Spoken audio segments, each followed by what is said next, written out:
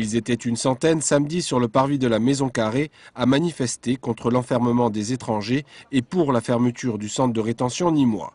Ouvert depuis 2007, le CRA a vu passer dans ses murs plus de 1700 retenus et parmi eux, ce que déplore un peu plus RESF, des enfants.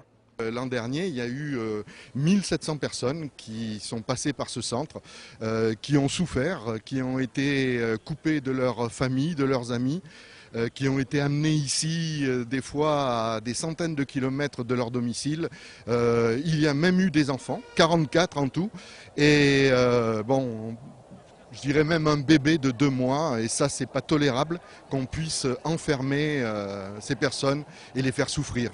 Point de satisfaction pour RESF, leur lutte a permis d'obtenir gain de cause pour une quinzaine d'enfants scolarisés. Pour beaucoup de jeunes scolarisés, de jeunes majeurs scolarisés qui étaient menacés d'expulsion. On est intervenu à la préfecture, on les a aidés à constituer leur dossier. On a obtenu des attestations pour eux, d'amis, de copains, de professeurs, etc. Et ça a permis d'obtenir un titre de séjour pour eux, de façon à ce qu'ils puissent rester ici, dans le pays, le seul pays qu'ils connaissent, parce que leur pays d'origine, ils l'ont très peu connu, et poursuivre leurs études en toute sérénité.